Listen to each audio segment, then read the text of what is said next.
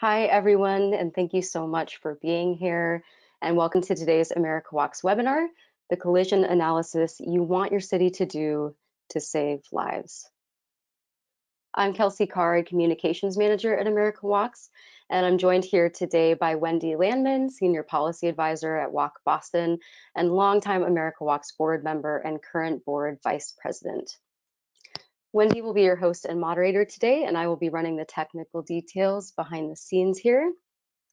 And before we get started, I just want to thank our sponsors, including the Centers for Disease Control and Prevention, for making these great events possible for us here at America Walks. And to all of you who attend our webinars regularly and even have donated to make sure this programming and other programs of ours continue to thrive, thank you so much. These programs allow us to really directly support local grassroots activism and education, along with making an impact on issues at the federal level as well. So if you like this content and you're a regular guest here, please consider making a donation towards our webinars and this important work. And there is a link in the chat for that. And just a quick note about the technology today. You should see a control panel just like this on your screen. That's where we'll be looking for your questions for our panelists. And after presentations, we'll kick off a nice Q&A session. We've already received some really great questions and comments from some of you. So thank you, and please continue to enter any questions that come to mind during the presentation right here. And if you'd like to use our closed captioning today, the link is also in the chat box for you. So we have two fantastic presenters today, both of whom worked on this extremely impressive Oregon Walks fatal pedestrian crash report, which is the focal point of today's event. Ashton D. Simpson is the Executive Director at Oregon Walks, a community organizer, former U.S. Air Force civil engineering technician, and a graduate at Portland State University's Community Development undergraduate program. As a progressive Black man growing up in Houston and now living in Portland, Oregon, he's seen firsthand the unequal development present in our pedestrian infrastructure and the dangers that this presents for vulnerable communities. Brandon is on project staff at Forum Law Group, and he collaborated on the research and drafting of the Oregon Walks fatal pedestrian crash report. As a native Portlander who experienced the first 2 decades of his adult life without owning a car, Brandon is passionate about creating a city where walking, bicycling, and public transportation thrive. So today's webinar focuses on these invaluable people first things that we can all learn about fatal collisions if we didn't just rely on police reports. And as you may have read, Oregon Walks volunteers put in 1,400 hours to meticulously research and reconstruct the causes of every fatal pedestrian crash in Portland, Oregon from 2017 to 2019. So we think what you're about to see could be a model for governments to adopt if they are serious about reducing the inequitable burden of deaths and injuries on our streets. So thank you so much for being here. I'm going to turn things over to Wendy now for a brief introduction before we begin the full presentation with Ashton and Brandon.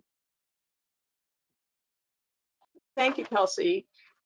I'm really thrilled to be here today, and I want to start by basically gushing over this report, which is not something that I usually do. I think it's really an important moment in the pedestrian movement and can help to usher in a new era of activism in the pedestrian advocacy movement across the country. It is a fantastic and comprehensive look at all of the fatalities that happened in pedestrian fatalities that happened in Portland over a 3-year period. And its many detailed and pointed recommendations to each layer of decision makers and advocates is really quite unique. The step-by-step format of the report makes it easy to see as a template for other advocates around the country. And I think in the question and answer period, we'll talk a little bit about how that might happen. And its systems framing is so important, and the focus on the inequities that are seen in Portland's pedestrian fatalities. The clarity of the report, I think, can really help drive the urgency of the response around the country. And really, we should be impressed. And all of you who are listening to this webinar, I hope you take the time to actually go and read the report and learn really from it how you can make a change in your own communities. With that, I want to turn it over to Ashton Simpson to begin the presentation. Ashton? Thank you. Thank you so much, Wendy. It's good to be here today. Thank you to America Walks for allowing us to present this information out. We feel that it's vital that this level of reporting should be made a standard across the nation, as we have seen an uptick in fatal crashes and how these crashes are responded to and reported. So a little bit about the organization. My name is Ashton Simpson. I'm the executive director here at Oregon Walks.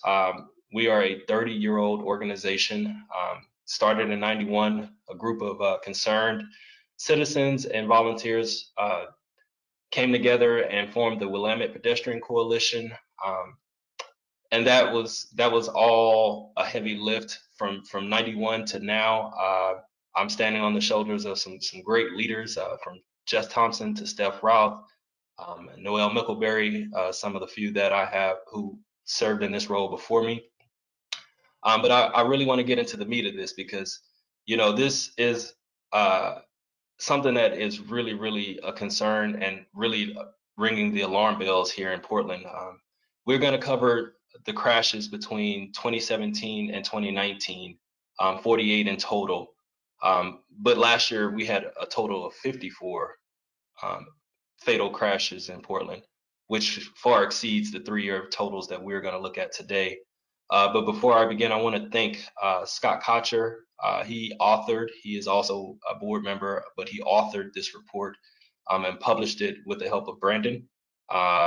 Brandon put in over 1,400 hours worth of man hours to get this report, scouring through crash reports and as well as pulling together the analysis. So with that, next slide, please, Brandon. So today we're going to talk about some of the main points that we identified in this report. One being that responding to crashes has been very, very lackluster, particularly here in Portland, but we really see that around the nation. Reporting has also been, again, a big headache. Oftentimes these crashes are touched on lightly through media or through any type of police reporting, and then you often don't see them again. And then planning. How do we plan for better roads? Because one of the things that we have identified in this report, the 3 main causes for fatalities here in Portland are speed, lane widths, and lighting. And we have, particularly in the areas that we're going to look at, we have these super fast 5-lane roads that are straight drag strips that are built for speed with no crossings or anything in between. But the interesting point is that we have a lot of folks living in those communities, Black and brown, that do not have ways to shuttle to get to the resources that they need to. Next slide, please, Brandon. So some of the biggest takeaways, again, like I said, speed, poor lighting, and the design of the roads. But another thing that we did demystify in this report was that intoxication or distraction, they were not major contributors. Those, oftentimes you hear that those are the main drivers for folks getting killed in fatal pedestrian crashes, but that didn't seem to be the case when pointing that out. But also these crashes are also disproportionately affecting Black Portlanders, older adults, folks experiencing houselessness, and folks with disabilities. Next slide, please.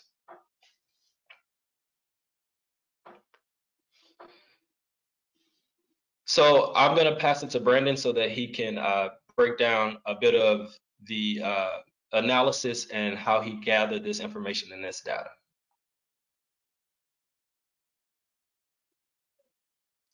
You're muted, Brandon. Let me unmute there. Thanks for having Ashton and I, everybody. So the origins of the project actually, as Ashton mentioned, a great deal of the credit goes to attorney Scott Kocher. He's with Forum Law here in Portland and working in the field of tort law, liability, all these kind of things. He has a big focus on helping out victims of crashes, bicycle crashes, pedestrian crashes. And he'd seen these kind of recurring systems factors that were part of cases that he was dealing with, and about 2 years ago started digging more deeply into some of the systems analysis behind it, and brought me on early 2020, and that's when things went full speed ahead, really looking into these crashes from 2017 to 2019. The goal was to understand crash causes from a systems angle, to support solutions with evidence, to provide information to neighborhoods, and to sort of provide the evidence that advocates would need in order to make informed recommendations for improving the system in Portland, with especially an eye to proving or disproving the distracted pedestrian myth that's a part of a lot of transportation discussions, as anybody knows who's been in any of these meetings, whether at a governmental or even a neighborhood level. A couple caveats before I jump into how we actually review each one of these crashes. Access to information was a really huge difficulty, and I don't think this is unique to Portland. It took a lot of time to gather the 48 police reports that we needed, a lot of back and forth between records departments, many letters. It wasn't something where we were able to put a simple request in and get them back. It was also very expensive. We did receive a discounted rate, but that's not even satisfactory, knowing that this is and should be easily publicly available material for anybody, not just an attorney that wants to look into this or a pedestrian advocacy organization. Everybody should have access quickly and with absolute minimal cost to these materials. So there were some questions about that, and I'd be happy to talk more about that if anybody wants to ask about it in the question section. So what do we do? We began with the police reports, full well knowing that there was inherent bias in the language, in the viewpoint that a police report takes. The police report is looking for who caused the crash, whose fault it is. This is the angle of the police report. It's not, well, how did the system contribute to this crash? What were the system's factors that caused this crash? But this was the first place that we started because there were some data checkboxes available that we could pull over and start gathering. We were looking at stated vehicle speeds at the time of the crash. We wrote a synopsis of witness accounts, each officer's account, so that we had it for our records, and then look at all those checkboxes, which may, however inadequately, mention lighting conditions, clothing, signal conflicts, anything that we could gather and try to pull out of it from a systems perspective. Then we pulled up Google Maps and spent some time on the street. This was right at the beginning of COVID, so we weren't able to go out to many locations in person. But Google Maps is amazing.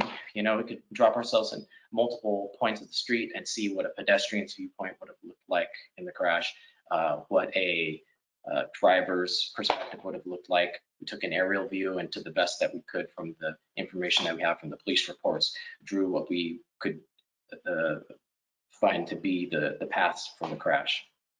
And then we also did a lot of measurements, measuring, well, how wide is it from curb to curb if you were a pedestrian crossing there? We looked around and saw, well, is there evidence of goat paths, you know, on the side of the road showing where these desire lines of pedestrians are, where sidewalks and thoroughfares don't exist. We made a log of nearby bus stops, businesses, the crosswalk paint. You know, I'd say it was probably about 2 hours spent in each location, just writing down everything that we could observe about any given location. We used some city resources. Portland does have a good open data maps, which will let you know the ADTV for a road, the percentage overposted, you know, speed percentiles. We write down the speed limit at the time of the crash, compare it to the current speed limit, see if any speed zone orders had reduced those or otherwise.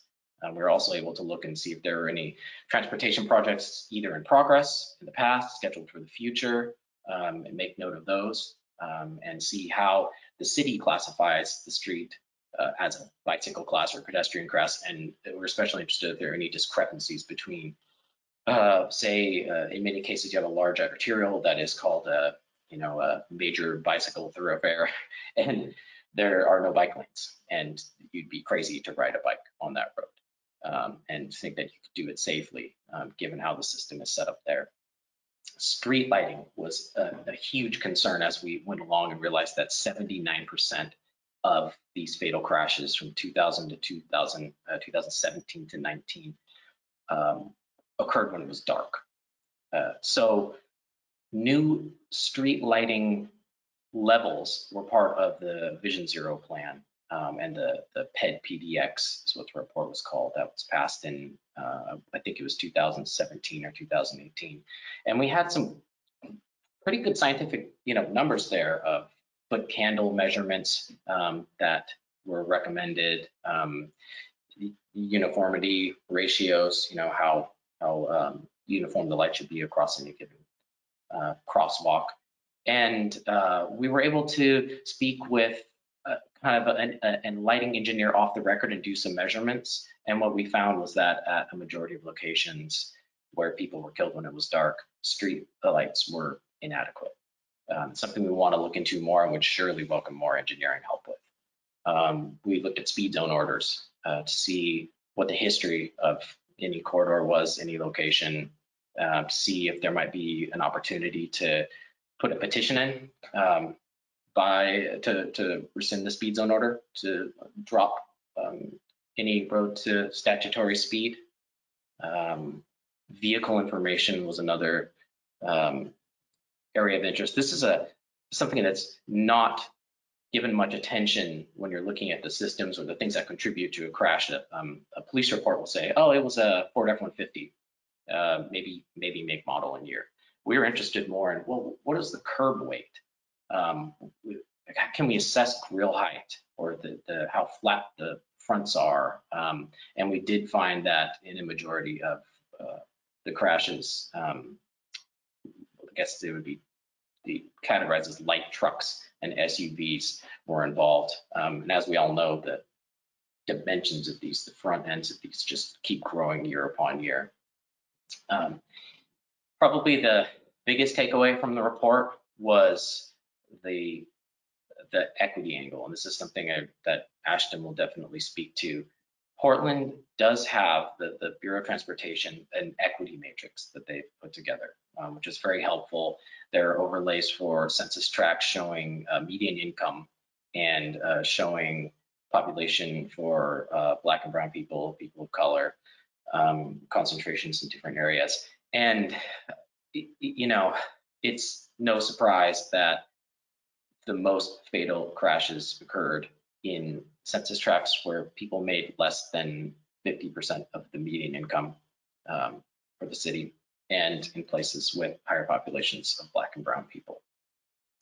And there's a large discussion of this in the focus issues report that we put out.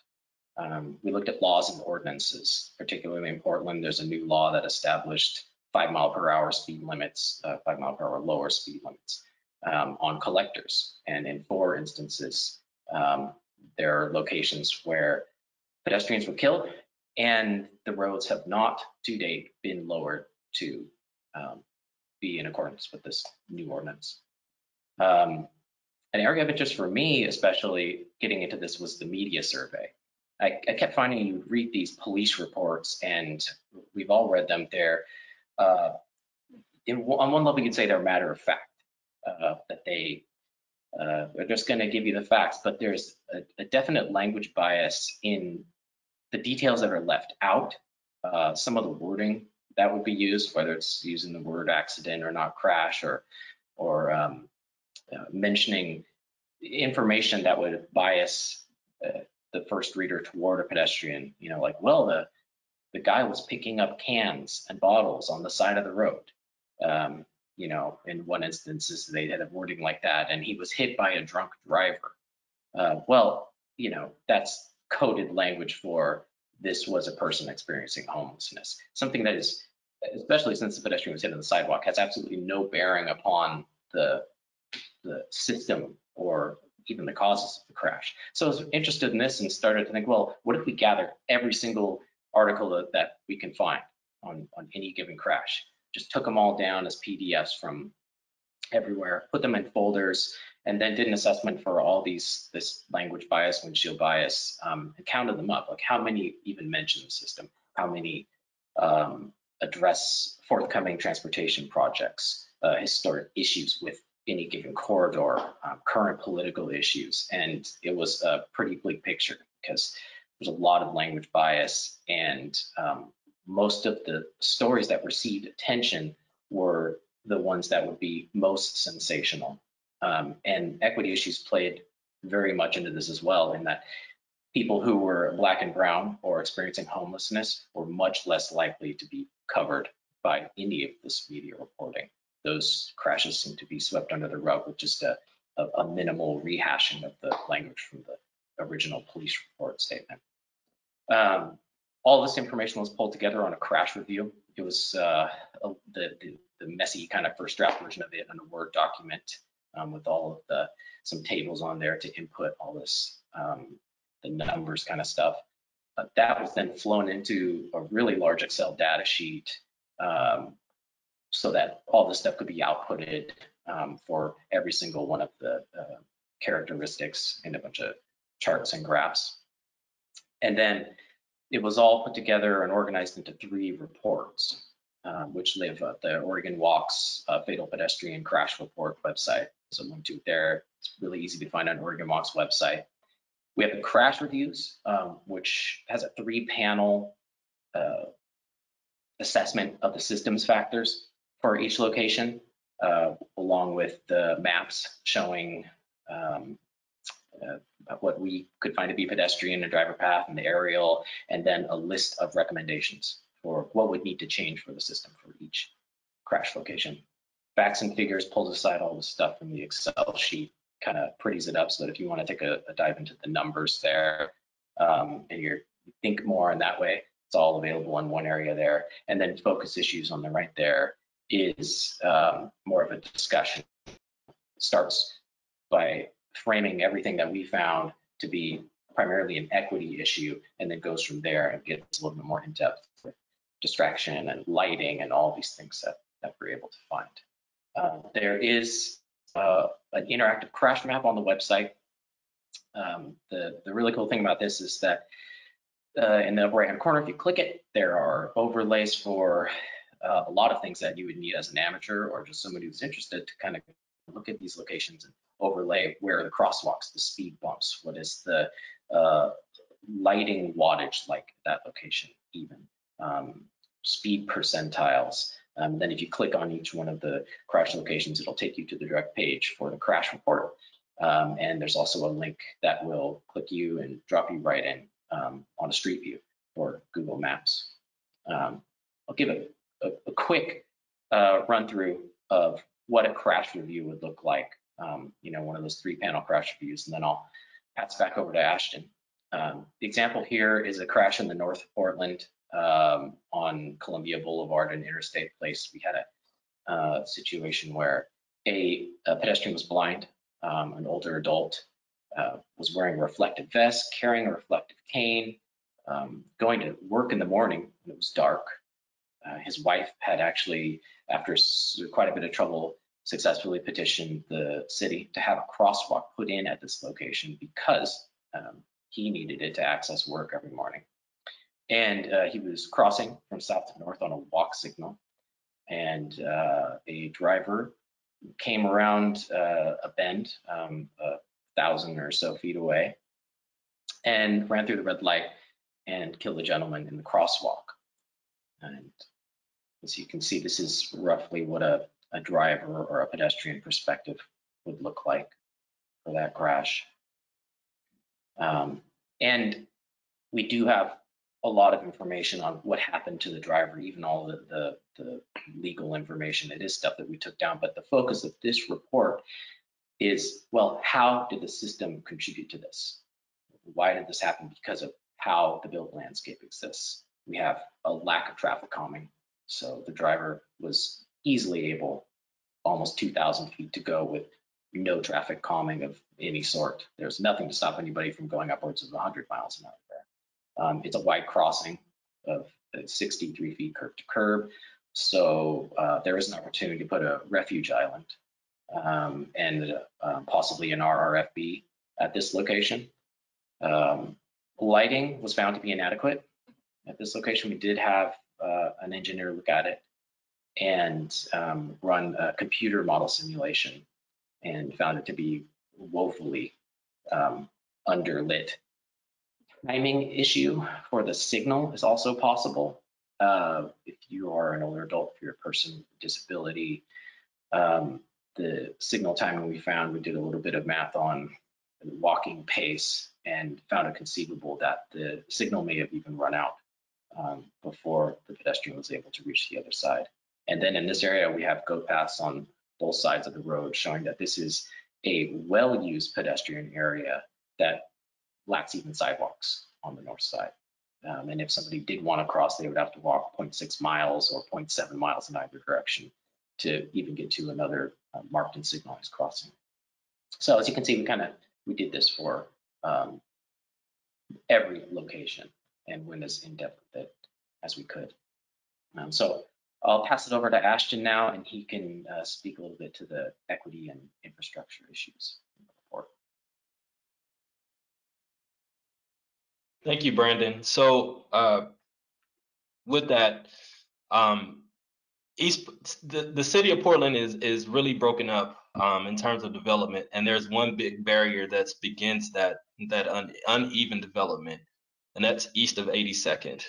So 41 of the 48 crashes that have happened in between Northeast, Southeast, and East Portland, with 50% of those happening in East Portland, which Brandon identified with the last reporting was one of those roads, again, wide lanes, intersections that have not been invested in, not up to compliance in terms of ADA, things like that. So overall, just plain out disinvestment in a community is what's really driving what's going on here. Because again, as Brandon alluded to, a lot of places where these crashes are occurring, PBOT, or the Portland Bureau of Transportation, has identified that location as a place where a project is due to happen, or they programmed out money to do improvements. Next slide, please.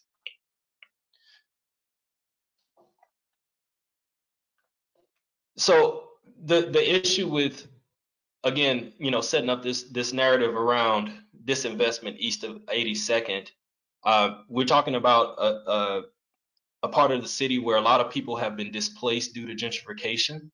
A lot of Black and brown communities that have been uprooted and kind of pushed in a direction east because, they have these terms, naturally occurring affordable housing and things like that, which, we all know and understand to be dilapidated or rundown housing that, has not gotten the proper investments in it.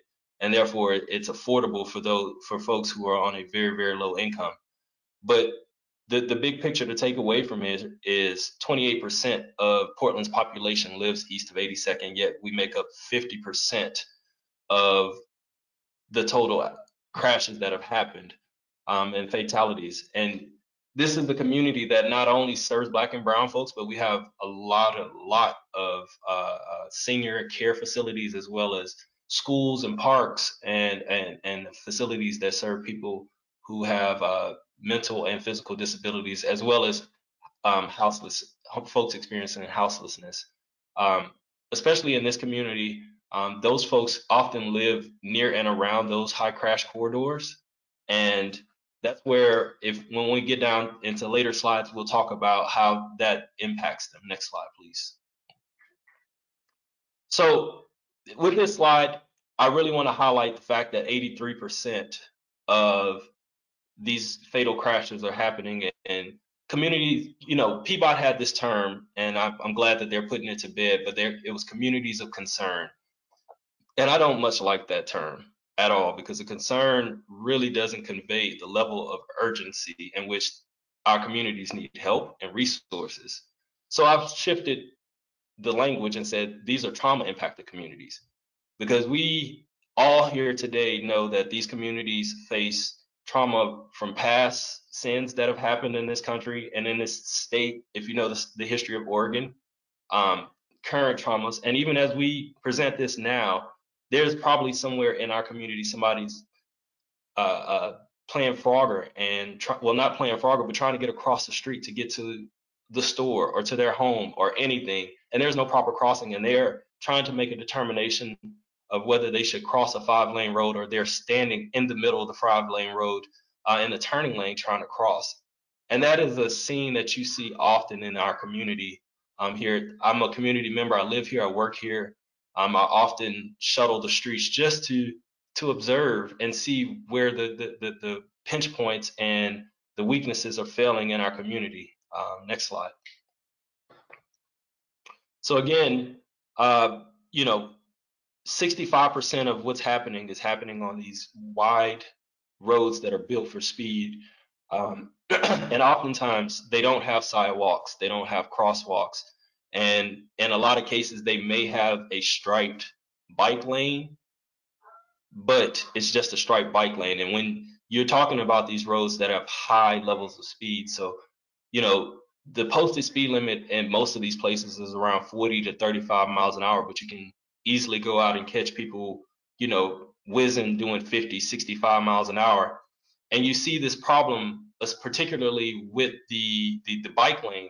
It's just a striped bike lane, and oftentimes because there is no facilities for folks to shuttle themselves or to use mobility devices, you see people walking or using their mobility device in the biking lane, while you'll have a cyclist, you know, the rare cyclist in East Portland, because it's so dangerous to do it, you kind of don't cycle in East Portland. But when you do see them and you see them engage with somebody who is in the bike lane, they have a real decision to make. They have traffic coming at their back at 50 miles an hour. They have somebody in front of them in a mobility device, and to navigate around that when the space is not there, and yet there's a 5-lane road where cars are zipping. Like, again, this is a design issue, and we need better designs for our roads, but we also need more crossings in between that, because a lot of the times you have stretches of road where there's 1,400 feet before you get to the next safe crossing. And that is very typical, very typical in East Portland. Next slide. So in Portland is, as everybody knows, the whitest city in my opinion, on the West Coast. And 75% of the folks who were involved in the crash were white, but that's roughly proportional to the population, which is 77%.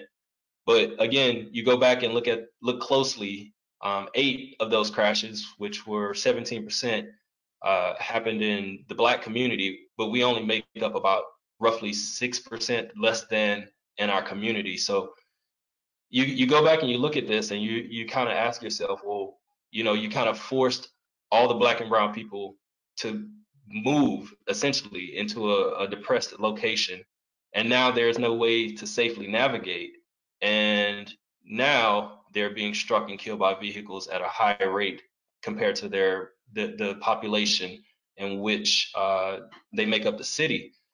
And it all feels like a design issue. Like, everything is designed, even the displacement is designed in a way that continues to put Black and brown folks on the outskirts and away from resources and away from the things that will make them whole and full human beings.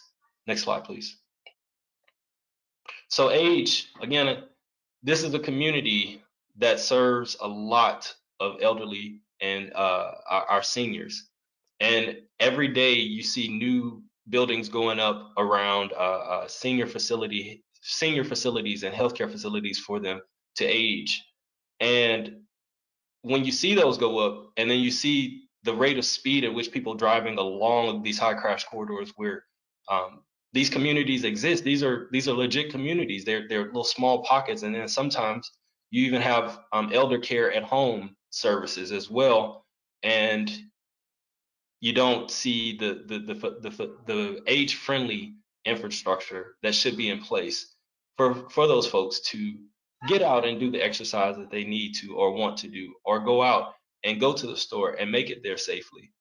We see this a lot, again, often in East Portland, because this is the place to build. This is where a lot of the space is to do that type of work, because the prices downtown are so expensive to do that type of development, that they do put it out here this way because it's a little bit cheaper, but it doesn't have the connections that they need to, so that our seniors can move in the neighborhood safely. Next slide. So 31% of folks who were involved in a fatal crash experienced disabilities, which I believe, again, this falls back in line with the way that I have been trained in construction work, as well as my time in the Air Force. You always design for folks who are young, who are old, and people experiencing disabilities. Everybody else will benefit from that secondary level of comfortability and access to get to things. And right now, the way that the system is set up here, at least, it's not working for our disabled community. I myself am a disabled vet, and I often see things that are out of compliance, way out of compliance, that you often see a lot of people trying to navigate these streets, mobility devices or vision impaired, and you see the near misses, especially on like right turns or left turns, as people are trying to cross or getting across crosswalks, especially along those 5-lane roads, oftentimes with no refuge islands or anything where they can stop and assess traffic. So they try, and oftentimes they fail. Next slide. So again, as I pointed out earlier in my earliest statement, a lot of folks in this community face houselessness. They live along high crash corridors. 21% of folks that were hit were experiencing houselessness, and the camps are growing more and more. And it's kind of hard to kind of pin down what the houseless population is, because folks are shuttling and moving back and forth.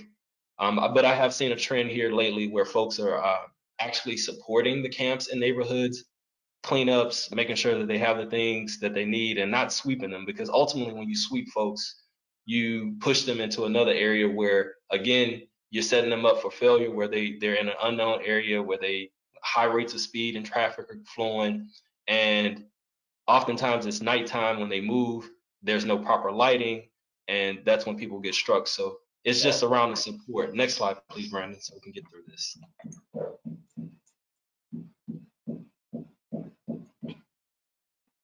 So what we determined was that 58% of the crashes were undetermined in terms of intoxication, but the other 42 were determined that, 11% was legally intoxicated, but 32% were not.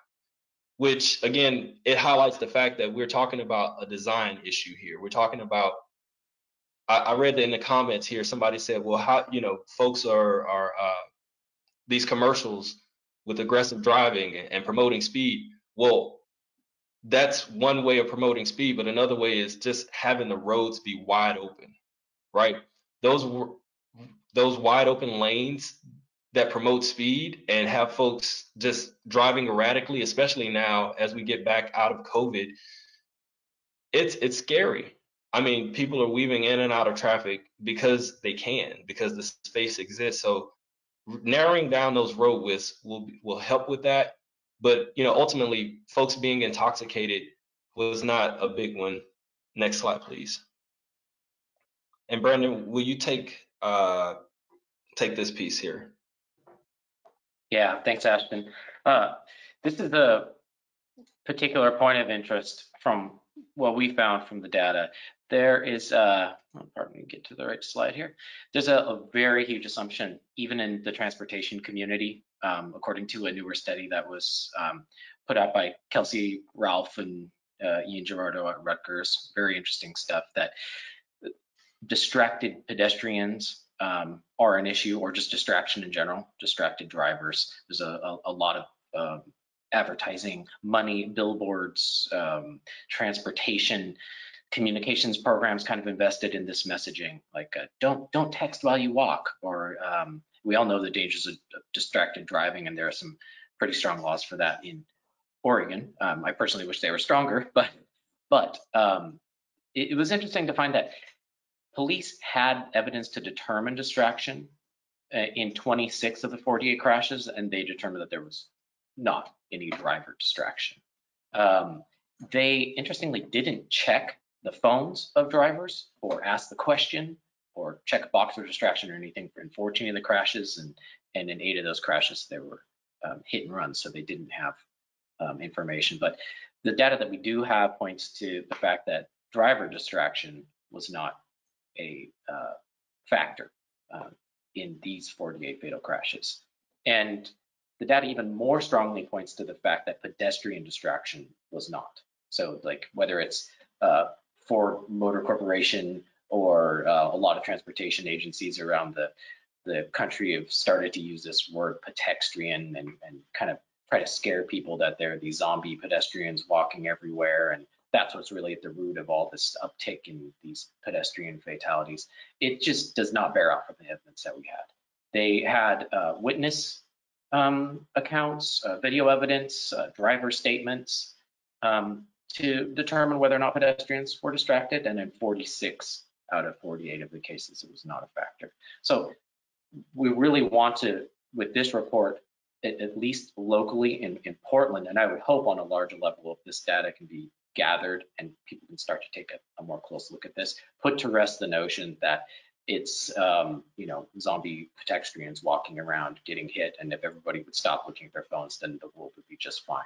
It's not the case. We need to address this as a larger systems area. So I'll pass it back over to Ashton, and he can let you know a little bit about the recommendations. So we were very, it was our goal to not just inundate people with data or this analysis aspect of the report we were putting out, but to really pull it all back to the top of the pyramid and say, okay, you can get into all this and you can analyze this stuff, but at the end of the day, here are the things that we need to do. Here are the actionable items. So we did make a summary and recommendations report, which is very succinct, that anybody can view on the Oregon Walks website. And Ashton, I'll let you speak a little bit to kind of how we organize this from a local to a national level here. Yep. So thank you, Brendan. So we started off, we have every level from local to state to national, and even down to the advocate and community level, individual level. And at the local level, we really wanted PBOT and other agencies to prioritize East Portland, older adults, as well as expand the leading pedestrian times. And also looking at reestablishing, so we had a Vision Zero response team that actually dissolved this year, unfortunately, and reestablishing that task force, but also reporting. We need a better way to report these. They did, before they did dissolve the Vision Zero task force and the work that they did do a Vision Zero tracker that really, it touched on the issues, but it didn't go as far as it needed to. We're hoping that we can help out with that as well. But then also, updating language within these reports, and then also planning, reestablishing the traffic calming division.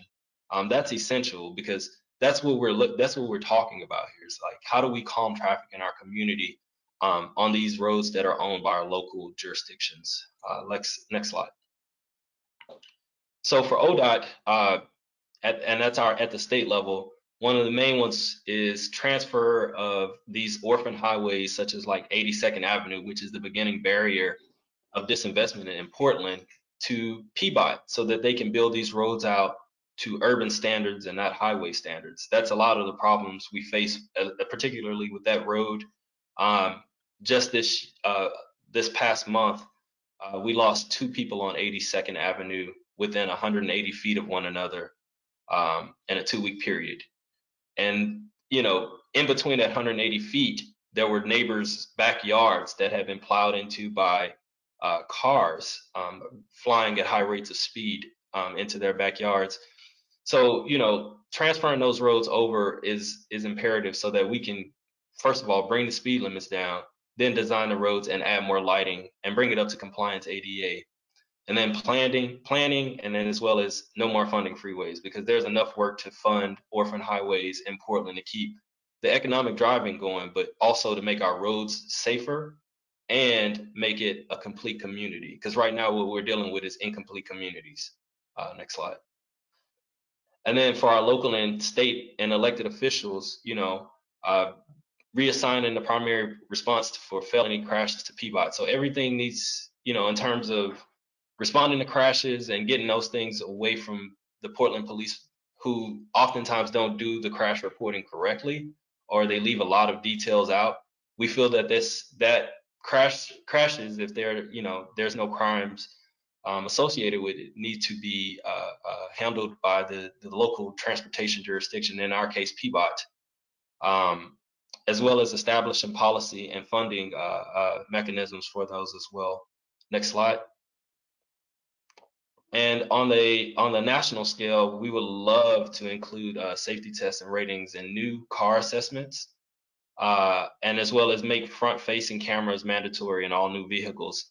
That is key, because, you know, we could actually go back and look at some of that data, but you know, updating the MUTCD is also like imperative, and as well as another I can forget the name, but it's coming up next year. Brandon, if you can remember. Oh, the MMUCC that I believe I just learned about this yesterday. Full disclosure, but it's up for review. The crash reporting recommendations on a national level. I mean, that's kind of what the root of all this work that we've been doing over the last year plus is about, is kind of in hopes of providing some guidance to be taken to either other advocacy organizations. I hope the government, somebody in government, would read this and take notice of that there is a way to report on a crash with a systems analysis. And if you can make changes according to the data that you get from that, I really do believe that we'll start to see safer roads everywhere. Yeah. Next slide. And so if you'd love to take action, please visit our website, OregonWalks.org. We'd love to hear your feedback. We'd love if you'd like to volunteer on continued work like this. We will ultimately be looking at 2016 and 2020 to go do that crash analysis for those 2 years, so that we have a 5-year data set, a complete set to look at all the crashes that happen within a 5-year period. But currently, right now, as we stand, we have 10 so far this year that have happened, and we are in the month of May, and we're hoping that we don't see any more. But you know, the way this system is set up, I fear every day, honestly, every day, hearing about another crash, because the roads aren't built that way. They aren't built to protect our pedestrians. So thank you so much. I really appreciate your time today, and we're open for questions. Well, Ashton and Brendan, thank you so much for that. I'm going to take the prerogative of doing a little bit of summary of the things that really struck me in the presentation that you just gave, and we have gotten a lot of questions, and we will try and cover a few of them. And we don't have a lot of time left. We're going to go a little bit over if people are able to stay. But let me just start by saying, first, thanking you so much for dealing with the question up front of pedestrian distraction. I think it has been a distraction to the movement that this is an issue that keeps coming up over and over. And I just wanted to mention that while you were doing the presentation, somebody from the Maryland Highway Safety Office weighed in to say they looked at pedestrian distraction and found no evidence of it in 109 crashes. So I think there have been there's been more and more information coming out about that, and it's time to put that issue aside and move on to the things that you guys were talking about, which is really the built environment. How do we make the environment safe? So that's the first thing I wanted to mention. Second, I think the look that you took at the way that crashes are reported and the way that blame is ascribed, both most importantly really in the police reports but also in the media, is really, really important and something that we need to take on and sort of face in a comprehensive way everywhere across the country to make sure that we're actually looking at what's really making the difference in saving pedestrians' lives. The third thing is street lighting. This is really a huge takeaway. It is not something that the pedestrian advocacy movement has spent a lot of time talking about, but clearly from your report and from things that are beginning to emerge in other places, this really is a tremendously important issue and one that we need to take on also in a really big way. And I think the way that you got to the analysis of the street lighting is really important, and maybe we'll ask you to talk about that a little bit because that isn't actually explained so much in the report, and I think that's important because being able to check that on your computer and using existing resources is really important.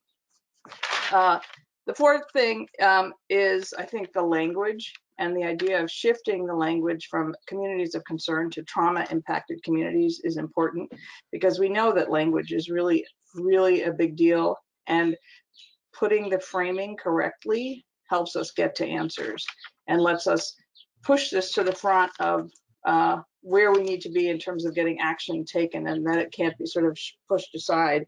And then finally, I think the equity issues that you pointed out, which many of us on many issues across the country have been talking about so much, but I think one of the things that the report really points out is not just the inequities between people, but really the inequities between neighborhoods. That this is so reflects the history of disinvestment and poor investment and allowing certain neighborhoods to bear the brunt of high-speed roadways that are not safe for pedestrians, even though those neighborhoods may well be the ones where more people are walking, where more people are either choosing to walk or have to walk because they don't have the other kinds of resources that people in wealthier neighborhoods might have, and that those are the places where we really, really have to focus our efforts to make our streets safer. So that's just sort of a set of takeaways that I think are so important from your presentation. The questions that were coming in sort of fall into a bunch of different things, and I'm going to try and pose a few of them that I think illustrate what people are talking about as they comment, and also that came into America Walks actually before the webinar, which was great. So one has to do with methodologies. That's one big set. There's a set around the media and sort of the reporting issues. There's a set around law enforcement and how that relates to this, not so much in this case in terms of enforcement on the street, but actually the way that the police understand what's going on the streets. And that is reflected in their reporting, but then also in the follow-up. A number of people commented on the MUTCD, and I think that's really important. And I want to say that America Walks has helped to lead getting comments in on that. And my understanding is that more than 1,000 comments have been submitted to MUTCD. And we, of course, don't know what the outcome is going to be, but many comments came in about that. And I think there are other ways that people are looking at that, and both America Walks and Smart Growth America, or Transportation for America, weighed in pretty heavily. So let me start with this really sort of small but really important piece, Brandon. If you can talk about how you did the lighting analysis and where you got the information to do that, and then I'll give you some more questions, the two of you. Yeah, absolutely. Lighting was, a huge point of education for me going into this report. I didn't even know how you measure something, whether it's foot candles or lumens, and that there were different standards between Europe and the United States. So the first step was to kind of get the big picture of that, do some of that research. And then I was curious, well, is there a national standard for lighting? There are some FHWA documents that talk about the need for 2 lights on either side of a mid-block crossing, but almost all the language is put in the form of recommendations, and there are very few hard numbers given saying, well, if you're going to install lights, they must reach these foot candles. We're fortunate enough that when the Vision Zero was researched and written in Portland in 2017-18, they did update the lighting guidelines. So we did have a strong, it's called the Appendix K guidelines to go by. I'm not satisfied with the language in that either, because they make they're very careful to use the word recommended guidelines, aspirational, like all these sort of things that don't hold the transportation authorities or anybody building the roads to actually being responsible for meeting these guidelines. But there were numbers there where we could see, okay, you're supposed to have this, this is what the foot candle average should be, average maintained foot candles across any given crosswalk for different locations. There were different measurements for mid-block and a uniformity ratio, meaning that you can't have a really bright light on one side of a road and then it just tapers off and you're in complete darkness on the other side.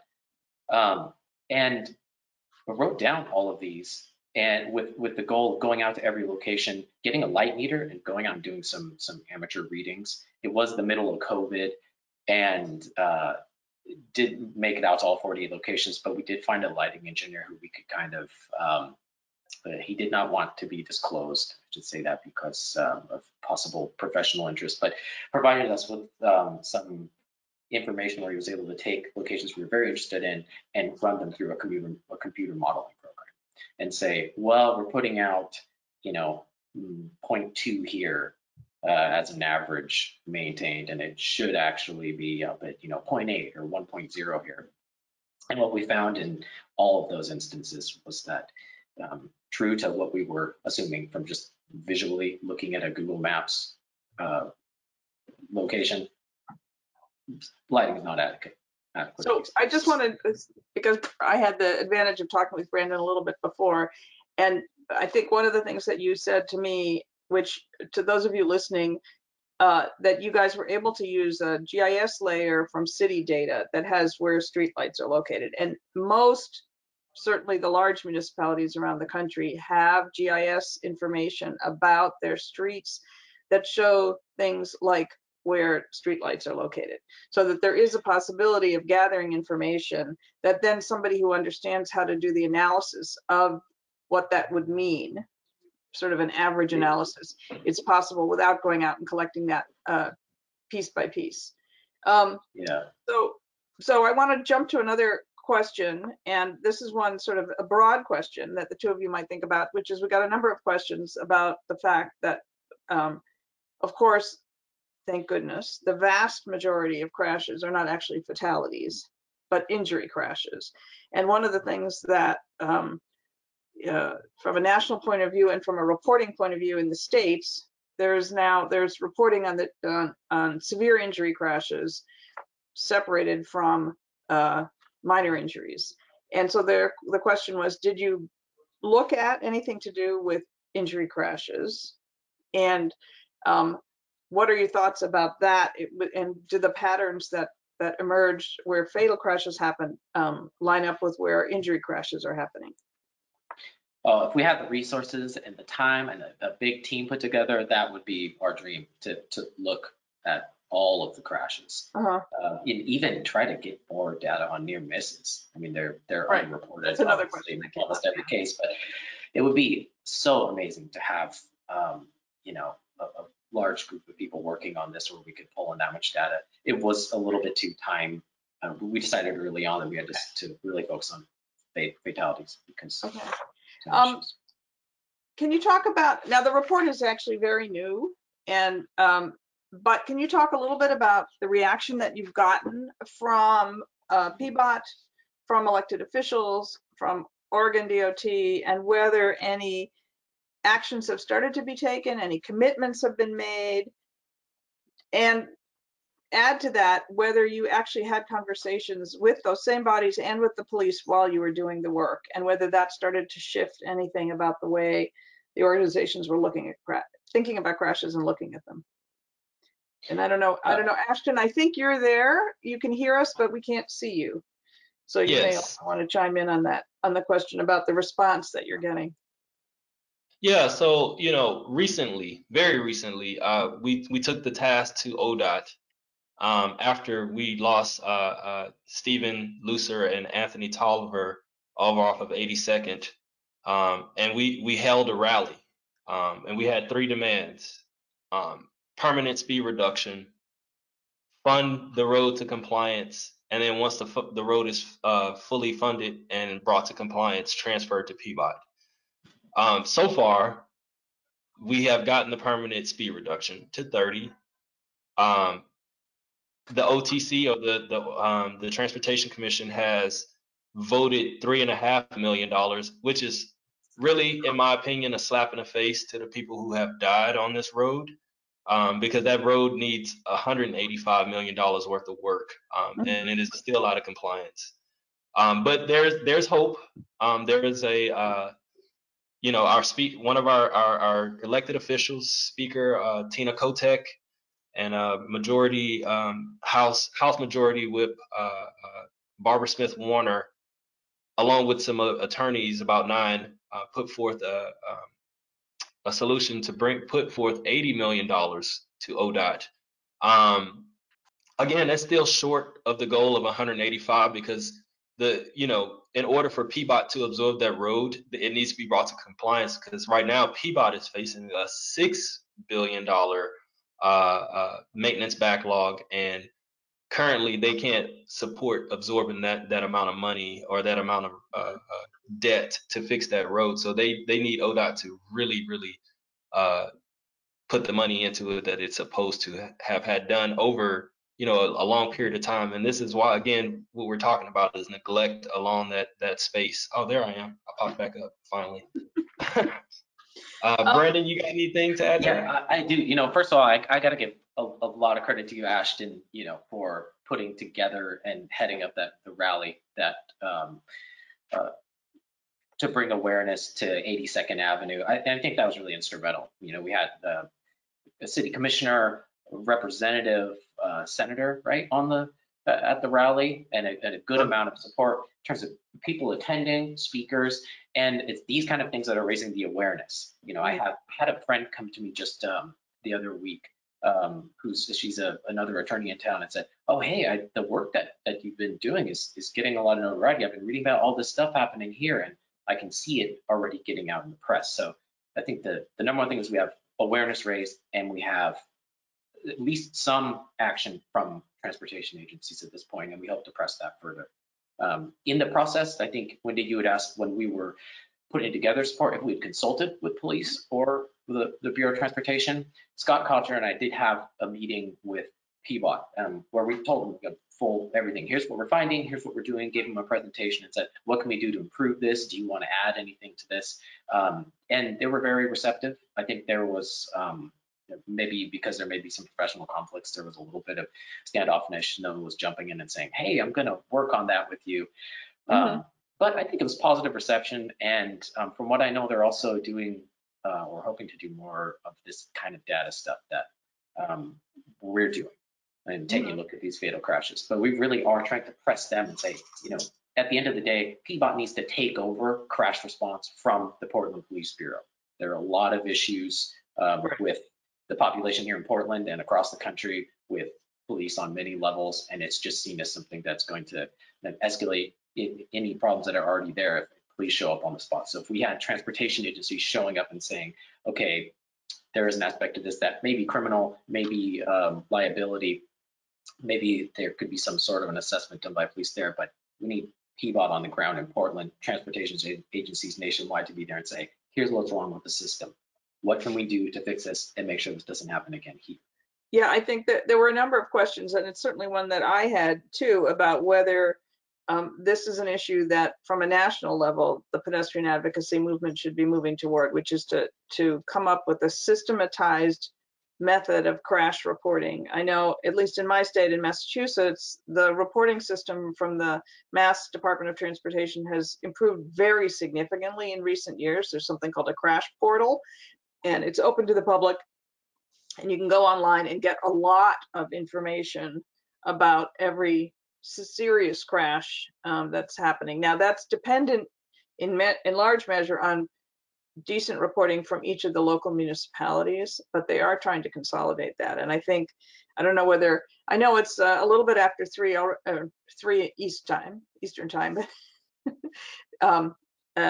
noon your time. So we really need to begin to tie up, but maybe you can each say a little bit about your thoughts about working towards a national standard on reporting, and the things that you would have liked to be able to find information out about for the crashes that just you couldn't get to because of the way that things are reported, and what's not there to take away and learn from these crashes and improve the safety of our roads for pedestrians.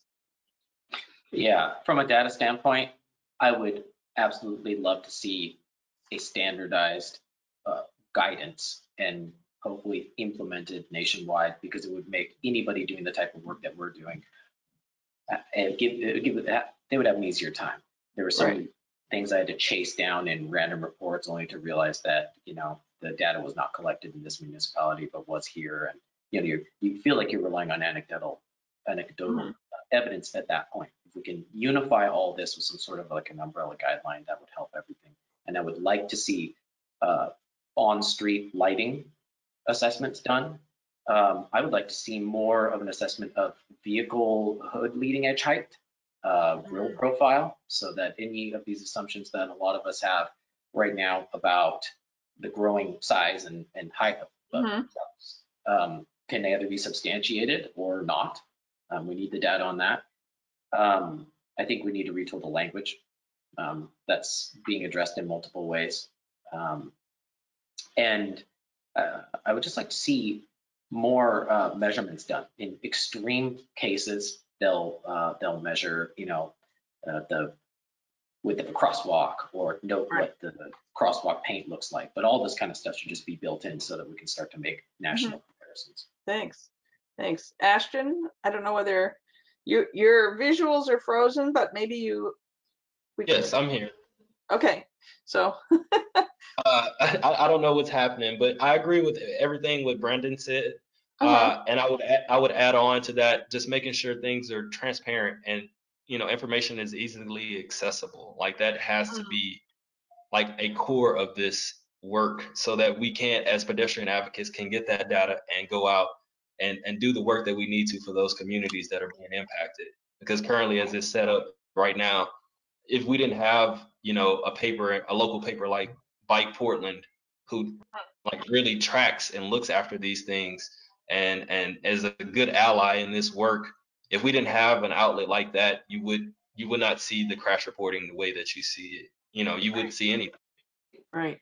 Yeah, Bike Portland was a huge resource for a lot of the work that I was doing over the last year. Such like great reporting, good language, and yeah. One thing I do want to add before we all kind of hop off is that I also believe there has to be an equity focus to this crash reporting and the way that we look at these crashes, because it's no coincidence that fatalities, and I would assume I haven't done the research, but more injury crashes are occurring in underserved areas. And it's part of the history of this country, the inequalities that have existed and continue to exist. And we need to put that into numbers and keep pressing the point that that is the reality. Yeah. Well, thank you so much. I see our queue, so I'm going to thank you so much to both of you for your fantastic presentation and for sharing all your insights and expertise. And I think this was incredibly important. And again, I want to urge all of you who are listening to please go and actually look at the reports. They're really impressive. If you enjoyed today's presentation, please consider playing a part in keeping more content like this coming your way by making a donation. America Walks suggests a $15 to $20 donation if you're able, but anything helps and goes a long way to extending and improving our work. And there's a donation link in the chat box, which all of you can find. And I also want to let you know about our next webinar, which is Open Streets. What happened? What did we learn? And what's next during the pandemic? Many cities and towns across North America provided greater space for active mobility and social distancing, but will they now disappear? Come and hear from advocates, practitioners, and experts about the scope of those open streets and the response and the effects on active living and mobility. That webinar is scheduled for Wednesday, June 9th at 2 o'clock. And thanks so much for being here this afternoon and morning. Bye-bye. Thank you. Thank you. Thank you.